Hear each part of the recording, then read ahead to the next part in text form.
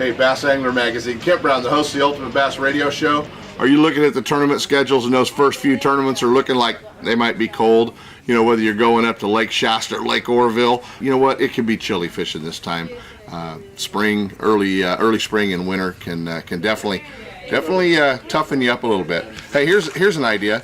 Make sure you've got 3 or 4 packages of these in your boat at all times. Keep them in a Ziploc bag, keeps them dry, a waterproof Plano tackle box, but make sure you have these in your boat.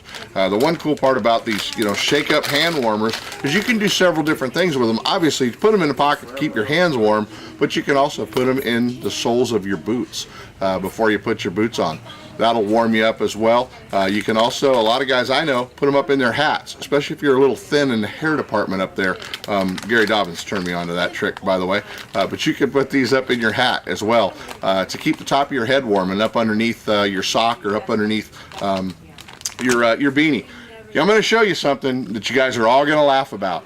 But if you're fishing and you can keep your hands dry, and you can keep the wind and the water off of them, they're going to stay a lot warmer.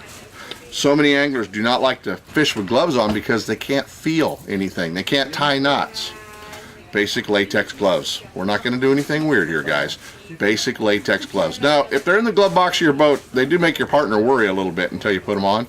But you know what? These allow you to fish. You can still feel, still tie knots, but it keeps the wind and it keeps the water off of your hands. You can put these up over, little longer ones, put them up over the end of your rain jacket. It also keeps water from going up and getting your elbows and your sleeves wet.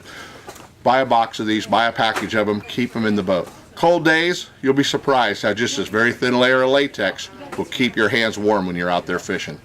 You know, so many times we're running high speeds in the wintertime in our boats.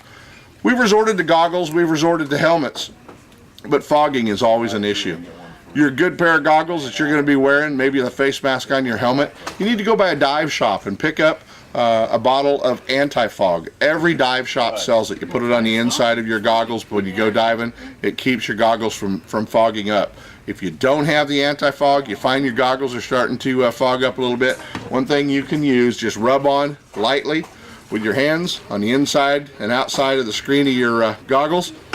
Your old dish soap. You guys know what this is. A little bit of dish soap on there, wipe it down, and it will keep these from fogging up at high speeds. Usually we'll keep them for a day or two. You may have to treat them 3 or 4 times in a 4-day tournament. Hey, these are just some of the tips that we've learned over the years that might help keep you a little bit warmer.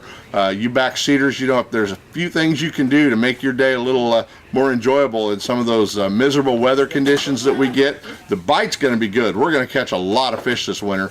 Shasta, Orville, those tournaments are really going to be a lot of fun. A lot of spotted bass being caught, but you're definitely going to need to stay warm and stay dry out there, guys.